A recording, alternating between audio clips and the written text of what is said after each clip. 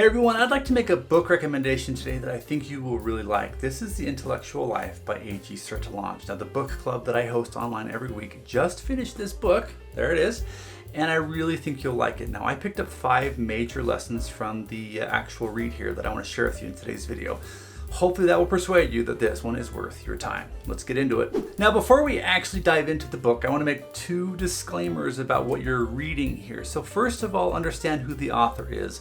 Sertillanges is a Catholic friar in the 1920s living in Paris. So this book is geared towards young men of the faith, Catholic people who are supposed to be growing in their vocation and becoming intellectuals. Now that may or may not be you. It definitely wasn't me, but I don't want that to dissuade you from reading the book. It has a religious element to it.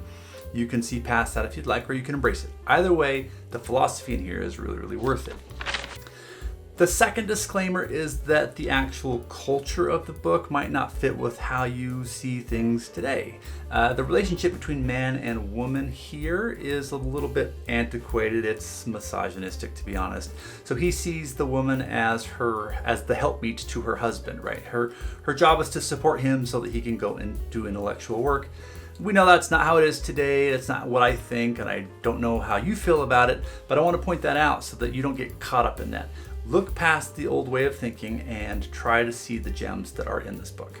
The first lesson I learned is that we need to create a space for thinking. Now, Sertillanges encourages us to carve out in our life an area, not only internally but externally, where we can go to do our best work. That really spoke to me because right now you're in my basement. I can almost touch the walls of this room in all 4 corners. It's a broom closet. There are no windows in this room. I'm suffocating in here, and I realized after reading this passage that I need a better place to work. In order that everything in you should be directed towards your work, it is not enough to organize yourself within. Definitely to settle your vocation and to make wise use of your powers, you must further arrange your exterior life. Okay, there it is. He's asking us to look at our calendar, our workspace, our family, our relationships, everything, and ask what needs to change so that I can finally focus on my work. Now, this is something I did. I thought, you know what, I'm so tired of working in here. After reading this passage, I started looking for office space, and I found a place. All right, I clocked it. It took over 4 minutes, 4 minutes to get here, but if you look right here, this place right here, the walkway and that door right there, that's the new office that I just got into because of the intellectual life. So making changes in my own personal life in order to move the work forward, I think this is what a good book does, is it causes you to make change. Tip number 2 is to create uninterrupted workspace. Now, just because I have an office, that does not mean I'm going to be focused in there. I need to really pay attention to the notifications, the internet distractions, all of the things that get in my way to doing my best work. You know, before COVID hit, we had an office for the company that I'm in, and it was great. I was able to go and focus and do what I needed to. But then COVID hit, we all started working from home, and I really feel like the distractions mount up here because I'm really focused too much on keeping the house clean, fixing things, taking care of the kids, and my work really does suffer for it. So now that I'm going to the office, I'm going to be paying attention to the actual flow of my work as well.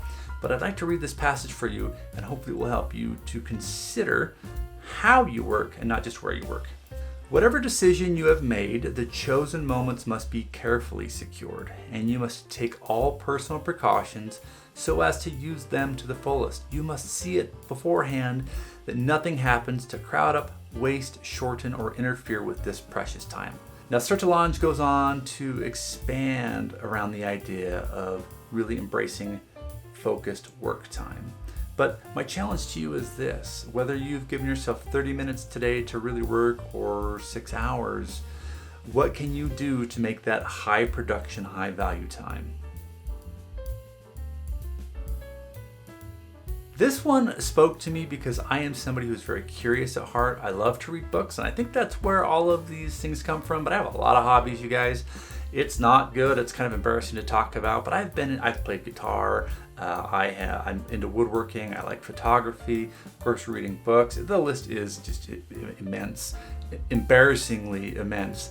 And Sertillanges here is saying, you know what, that's okay. It's okay to have a lot of interests in the beginning, but if you're going to leave a legacy and really do something valuable, you need to choose. You need to pick your path and then begin to move down that path. And so this is hard for me, right? Because I've had to say no to some of my hobbies, some of my interests, so that I can make time for this community that is important to me. As I was thinking about this idea of saying no, I realized that even though it is hard to say no to things that are important to me, it's very fulfilling to say yes to a specific interest and to do it well.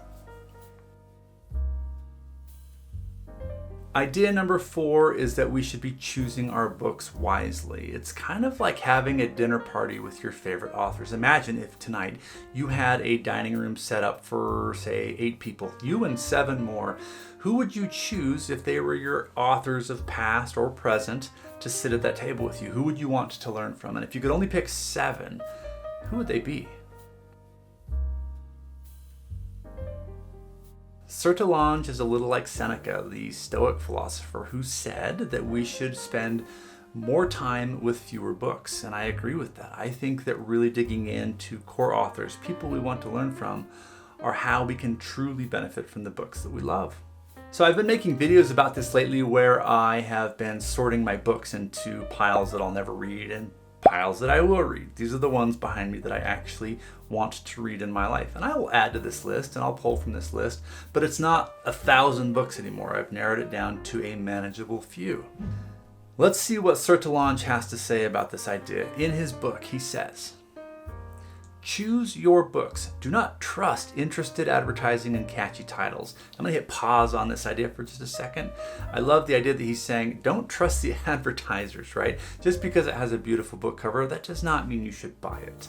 The quote goes on to say, have devoted and expert advisors. Go straight to the fountainhead to satisfy your thirst.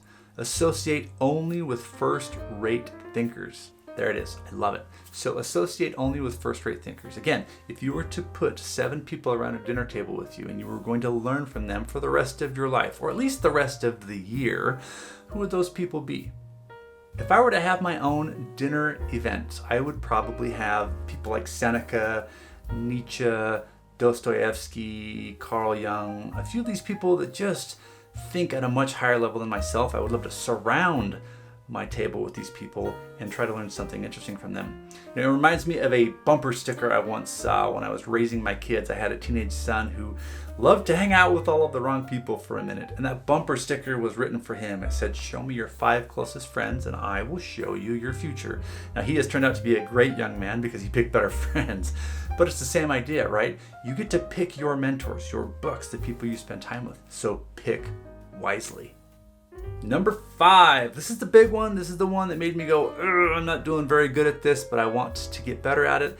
This is that we are being called to produce, to turn all of this reading and thinking into some sort of actual output we can send off into the world. Now, Sertillanges thinks that the best way to do that is by writing, and I tend to agree. I have found in my life that writing is the best way, for me at least, to not only crystallize what I've read and make sure I understand it, but to rearrange it and add my own ideas and then share those ideas with the world. Now, you might not be a writer. You might not want to write essays or blog posts or research papers. Perhaps you want to make YouTube videos or do a company presentation at work or sit down with your kids at dinner tonight and share what you've learned. The point is to produce something that other people will now benefit from. So let's get into the passage of the book that discusses this idea. This is my favorite part, so pay attention. You have come now to the moment for producing results. All right, so just that bit makes my skin tingle because it's like, oh, what are we going to produce? What are we going to make today? I love making things. He goes on to say, one cannot be forever learning and forever getting ready. Moreover, learning and getting ready are inseparable from a certain amount of production, which is helpful to them.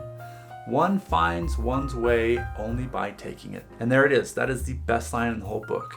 You can only find your way by taking it. So you actually have to create something, send it out there, and see what happens. You'll never get there if you just sit behind your desk or sit on your couch and read and think and read and think. You have to actually do. So yes, this is a book I actually think you will like. If you are interested in something philosophical, it's pretty pithy, right? It's short, it's to the point, it's concise. You could read it in a few days. I spent about a month on this book just because I like to take my notes. and I really dug in and I made some specific changes in my own personal life. Like I said, I went out and got a thinking space, an actual office space. I organized my books into ones that I wanted to read and ones I didn't, and so on. And I would encourage you to do the same. Philosophy is about asking the bigger why and then applying that why in your own personal way. Now, if you're like me and you actually want to write more and you think maybe essay writing is a good fit for you, I have a video that will show you how to do that. I'll post that video right here. Thanks for watching.